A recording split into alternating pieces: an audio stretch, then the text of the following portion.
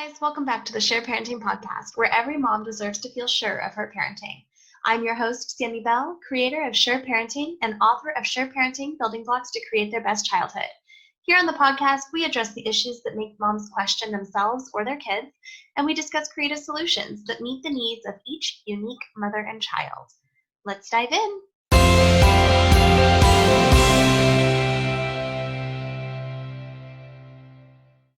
This week, we are going to talk about a topic that is very relevant to me right now, and that is when your parenting partner is gone for a while, for a week or more. So, important to note that single parents rock, and I do recognize that you guys do this all the time by yourself. Hats off to you.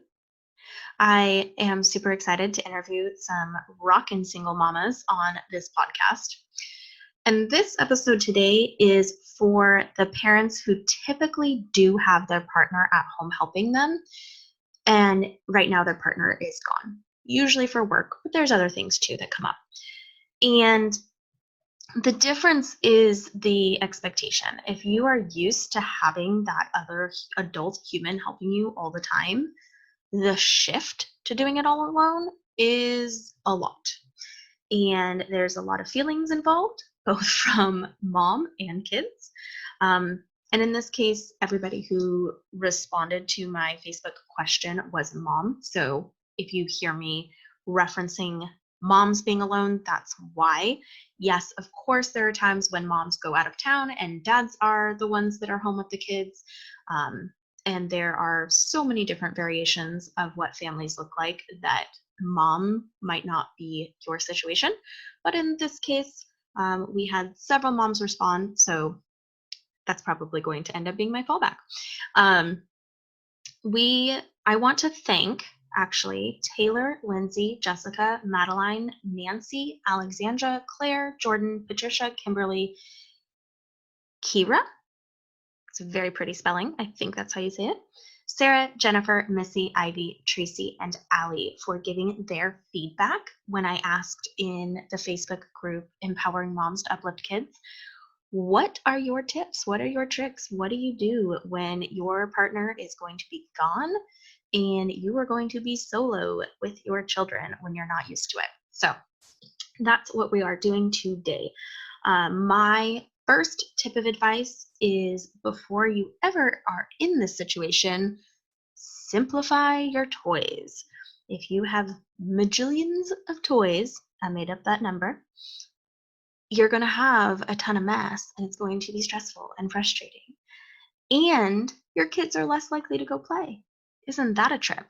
If you have a smaller number of toys that are organized and visible and easy to get down and put back, your kids are more likely to play independently. They won't be so overwhelmed, and cleanup should take between 5 and 10 minutes. So that is my number one tip. That is from life, but also from the book Simplicity Parenting by Dr. Kim John Payne. Fantastic read if you have not read it yet. He has used this concept of simplicity even to treat ADHD symptoms. So fantastic read. And then from the REI. I always say that backwards. Not a sports store. From RIE, don't entertain your kids. It's not your job. We have this bizarre thing that we do with babies where we're so afraid to let them just play. And we're constantly dangling things in front of their face and making loud noises. And, it's totally great to play with your kid, but also give them time to just lay there and entertain themselves or crawl around and entertain themselves. I didn't do this at all with my first. And to be fair, he was the classic high needs baby. And then my second, we were running around a lot with my first. They were only 19 months apart, and he was in a baby carrier all the time. In a lot of the places we went, I couldn't let him be on the ground. It wasn't safe. So I still feel like he missed out a little bit. This third one, she went on her back on a blanket under her little baby gym on the ground every day from about 3 weeks on. And at first, she would only lay there for maybe 30 seconds. And she would fuss, and I would say, "Oh, I'm right here, baby girl. Do you want to be picked up?" And she would just look at me, and I'd pick her up, and we'd nurse or do whatever. And we'd try again later. And very quickly, that expanded to where even as an infant, she would hang out for 20 minutes, and I could cook a meal and eat something, or I could do some dishes, or just do something that felt productive to me. Um, and trust me, I spent most of my time snuggling that adorable squish of a baby. But it was nice to have that option to set her down. And now at 7 months old, like, she will play. She will crawl around the house and play, and especially if she can see her brothers. And she doesn't have any toys that make a lot of noise or really do the work for her. All of her toys are things that she manipulates herself. And I'm really enjoying this approach. I feel like it's really been a great fit for our family, and it takes a lot of pressure off of me, which is perfect because there's 3 of them now. I am very outnumbered, especially when my husband has to go out of town for work. Most of you know, we recently moved states, and part of the deal was that my husband was going to have to travel a lot more. And that was acceptable because we really wanted to be able to move, and we love where we live now. Um, but that brought its own challenges, right? So, moving right into these tips and tricks, I have categorized the answers into 5 different groups. There's the food group, the assistance group, the activity group, the expectation group, and the tools group. And you can agree or disagree with my categorizations, but I'll tell you all of them and you can put them where you want. So, food came up a lot. And I realized, particularly on this last stint, that food consumes an enormous amount of my time. Planning and thinking and shopping and cooking and feeding and cleaning again. And it's just kind of crazy. So, some of the tips that moms gave were: have my favorite food, have something that I can look forward to. I was like, yes, I like this. Have something that hubby doesn't like, something you like that your husband doesn't like, that usually you don't make because he's there. Make that. And I do this. I love to make things that I know he's not super fond of. When he's not there, I can make it and it's all for me. Yay. Do takeout. Realize that snacks or sandwiches are definitely dinner. I would add to that smoothies from Brittany Henderson, who's a health coach and happens to be my best friend. Smoothies for dinner, totally a thing. Easy, easy, easy, easy, even if it's not the healthiest option. You want to make mac and cheese for dinner one night? Go for it. Meal prep ahead of time is an excellent strategy. I usually do this. I especially did this when he was gone for a month, but I did not do that before this last trip, and I was regretting it. So if you can, meal prep beforehand, at least meal plan, at least have an idea of what you're going to do. Crock pot, throw everything in the morning and let it sit, and then you will have dinner that night. And a lot of crock pot meals are larger meals, so then you have leftovers for lunches or dinners again. Go out to dinner. Now, personally, this is not something I want to do. My children are little. They are 6.5, almost 5, and 7 months. So taking them to a restaurant sounds like a hassle. And for a lot of families, it is so much fun, and the kids really enjoy it, and they've been practicing this for a while, and it works for them. The upside of going out to dinner is there's no planning, there's no cooking, there's no cleaning. You can just enjoy the food. So definitely a win for a lot of families. Somebody said use paper plates. Do I hear you on that? Having to do dishes when you have a bunch of little people pulling on you can be a challenge for sure. And you know what? I give you permission. If you want to use paper plates and paper cups for a little while because it just makes your life easier, go for it. If you want to use a paper towel instead of a plate, go for it. One that I thought was super cute was crepe dates. One mom has crepe dates with her son. I was like, that's adorable. It gives you something to look forward to when dad's gone. treat yourself. Have something available for you after your kids go to bed that just feels indulgent. And that can be anything from an apple with almond butter and cinnamon and salt that just feels like a yummy treat to a pint of ice cream. You do you. Um, One of the things that I like to do is to do my grocery order online for pickup so that I put the kids in the car, but I don't have to get them out of the car and back in the car. We just go grab the food that we need and go back home. So that is a huge thing that I like to do. I use Walmart because if I spend $30, the pickup is free, and I always spend more than $30, literally every time. So free pickup works for me. So those were the food tips. I would also add that it's okay to shift your expectations. Maybe you've been working really hard on everybody has to stay at the table during mealtime. But if that's going to cause you a lot of stress and you don't have your backup there to help you uphold this expectation, you know what? Maybe while dad's gone, we lay out the Turkish towel and we have picnics in the living room. That's okay. You're allowed to make those exceptions to make your life easier. You're also allowed to not make exceptions and be like, no, this is our rule. We're going to follow it. So it's really up to you what you want to do, but don't feel guilty about changing your expectations to meet your circumstances. As long as everybody is healthy and safe, again, you do you. Moving into the assistance category, recommendations: get a babysitter. Have your family available to you, either going to them or them coming to you. See your friends, have play dates, go to play spaces, indoor play spaces. Have anyone come over and talk to you and have adult conversation. Have a cleaner. Wouldn't that be nice? I never thought about that, but yeah, I want somebody else to do the cleaning when I'm on my own. My addition would be to utilize apps like Voxer, which I use for one-on-one mentoring for people who are not local to me. But I Voxer my friends. When I'm alone, I will Voxer them and talk about what's bothering me or just talk to them because having an adult to talk to is helpful. Moving on to activities, some recommendations were going to the park, even every day, going to a movie, going to a museum, going on a mini vacation. I thought that was a really interesting idea. I had not considered that, but I could definitely see if my kids were older, being like, you know what, dad's gonna be gone.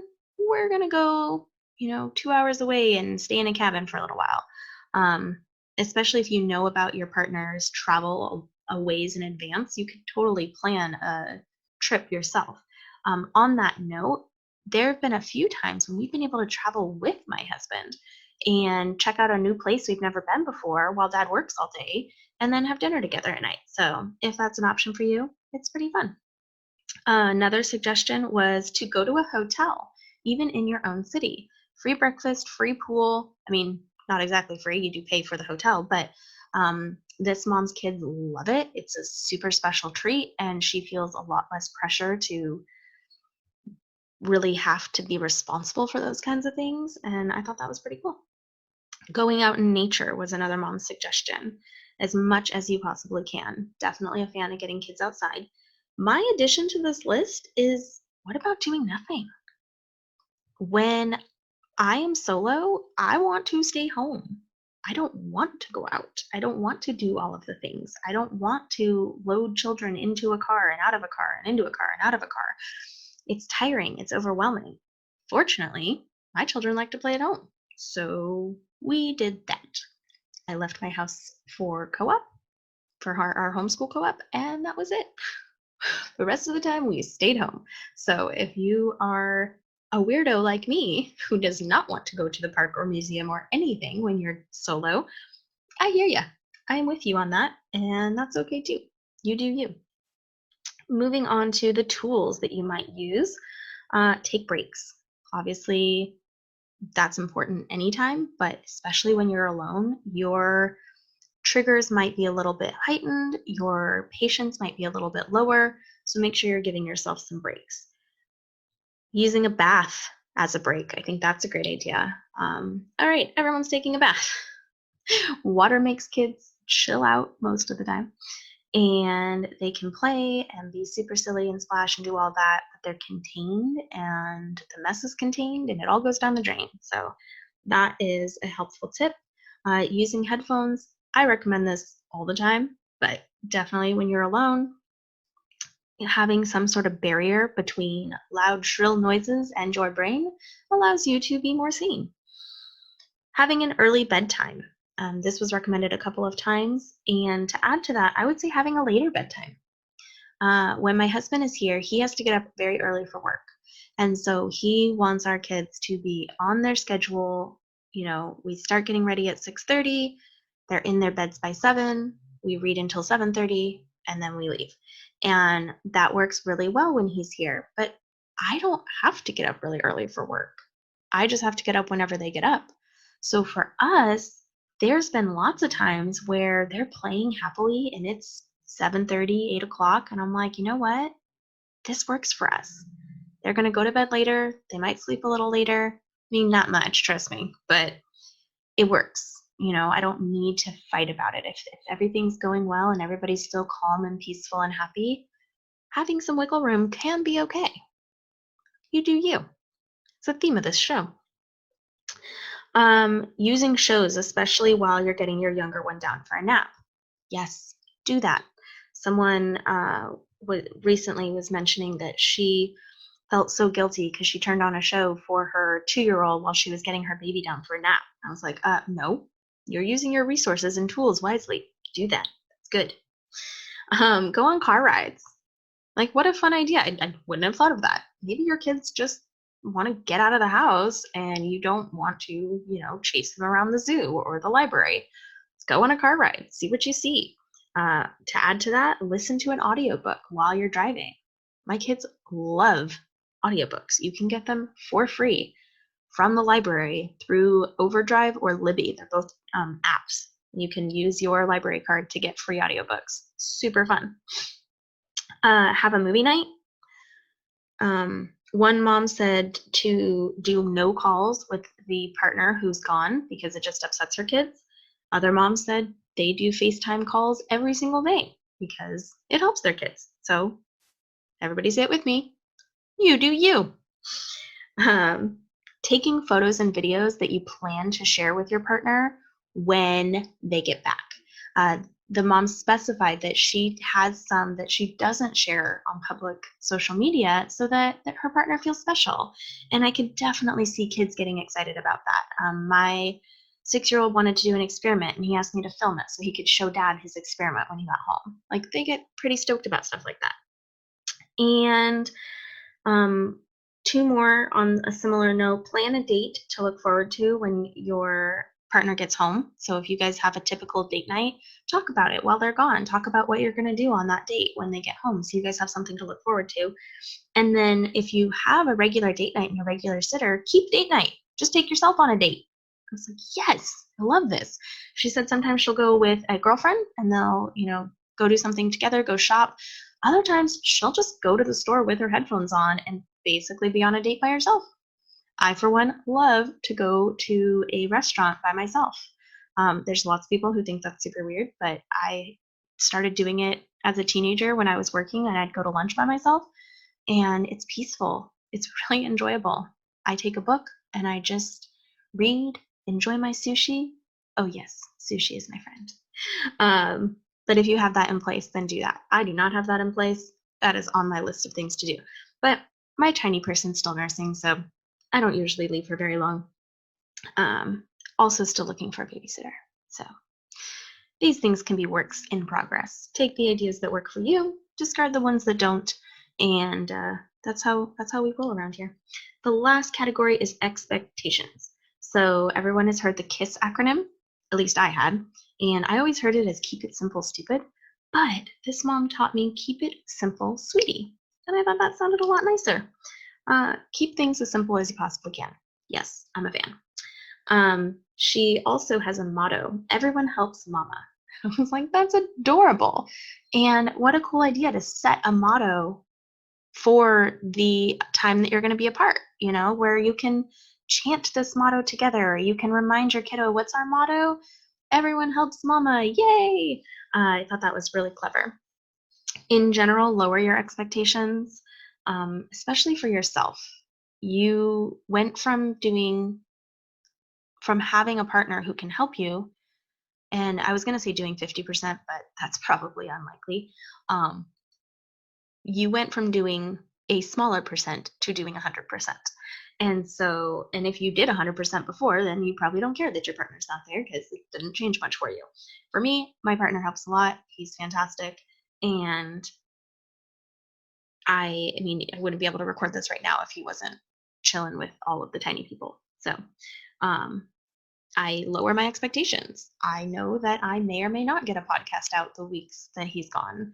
I may or may not get a video out the week that he's gone, and that just happens. That is real life. I cannot hide the fact that I am a real human. Sorry, guys. As they get older, it'll be easier and easier to stick to a strict schedule, but right now, it's life. Kids make things exciting and unpredictable. So, that's what we mean by lowering your expectations. One mom said no cleaning until they're back. I like it. However, on that note, if I do that, I feel really yucky. I feel very stressed and anxious when my space is super cluttered. So instead of no cleaning, I figure out the one thing. And I've written an article on this based off the book called The One Thing. And everybody has a thing that if you were to do that thing and finish that thing, everything else would feel so much better. For me, that is my kitchen counter. If my big island is clear and it's just the flowers and the fruit bowl, I feel like I can breathe. So every night I try to get that island cleared off, even if nothing else gets done. If that's done, I feel like I can breathe. So I do minimal cleaning, but I do that one thing so that I can feel happy and sane. Not everybody feels that way. And there was a long period of my life when I didn't feel that way, where I was just like, nope, no cleaning works for me. So we just are different, and we're different in different seasons. So again, you do you. Give yourself some grace. You might lose your patience. You might have to apologize like 20 times more than normal because it's hard to be alone, especially if this is the first time you've been alone. Give yourself some grace. Give your kids some grace. This is really important. Kids don't understand these things. They don't understand why dad had to leave for work. They don't understand time, really. What you recognize as a week, they might not have had time to understand what a week is.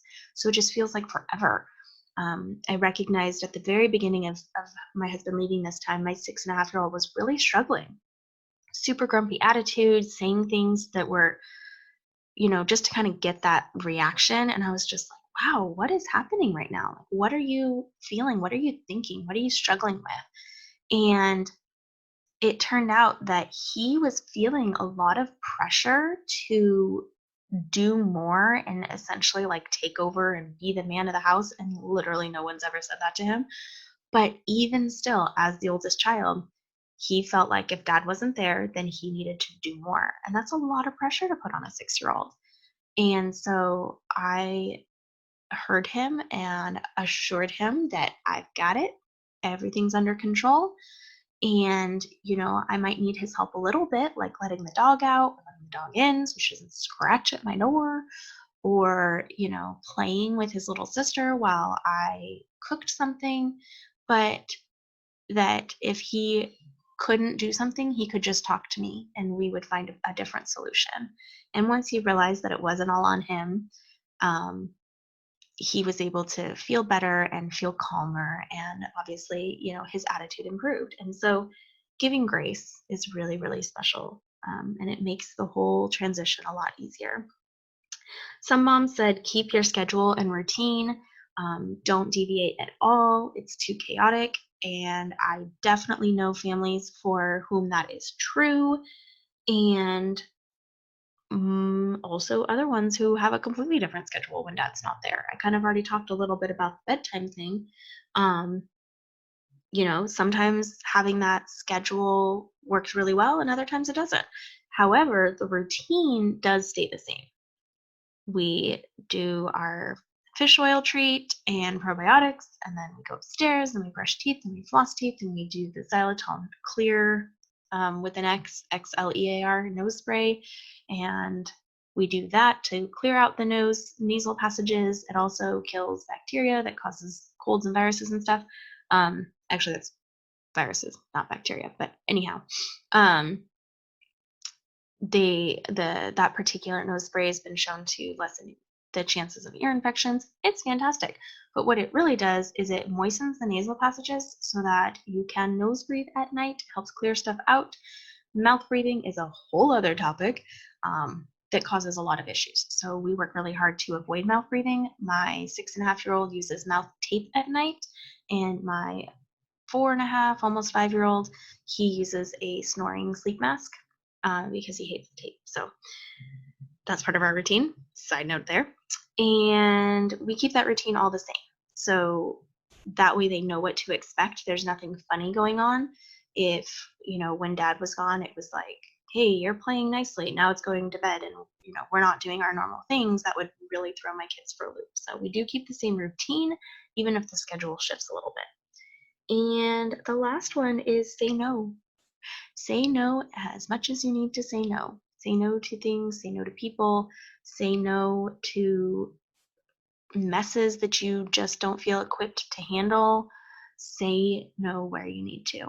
And if you're saying no to your kids, you can say no in lots of different ways that aren't triggering to them. You can say yes when, insert things here, when dad gets home. Or yes, when all of the toys are back in the playroom, then we can take out Play-Doh and make a mess in the kitchen. I mean, that's a thing for me is I would really like one thing to be sort of tucked away and less messy before we make another mess. I work very hard to embrace the concept of mess and let them be messy because they're children and that sensory play is so, so important for their development. But I know that it's hard for my brain. And when I'm alone and have no backup, it's extra hard for my brain. So I say no in ways that support my needs and also meet their needs. No, we're not going to have a giant explosion at the table and all over my floor. However, you're welcome to take that stuff and sit in the bathtub. That was the experiment. He had baking soda, salt, vinegar, and something else. And he was mixing and experimenting with different things. So didn't really want that all over the tile with the crawling baby, but bathtub, that worked for me, So all of this is to say that there are options. There are things you can do to make life just a little bit easier when you are solo. And if you need support, we are here for you. Feel free to join us in the Facebook group Empowering Moms to Uplift Kids. Feel free to set up a free call at bit.ly/callsammy if you just want to vent or if you want to ask for specific strategies because this is a recurring theme in your life and it always dissolves into chaos and you would like it to not. I am happy to hear your situation and help you to plan and come up with some ideas. I am an ideas person. In case I haven't made it clear, I don't judge and I do not tell you what to do. I just give you ideas. You get to decide what works best for your family because here on the S.U.R.E Parenting Podcast, you do you. Thanks so much for listening. I will talk to you guys next time. Bye.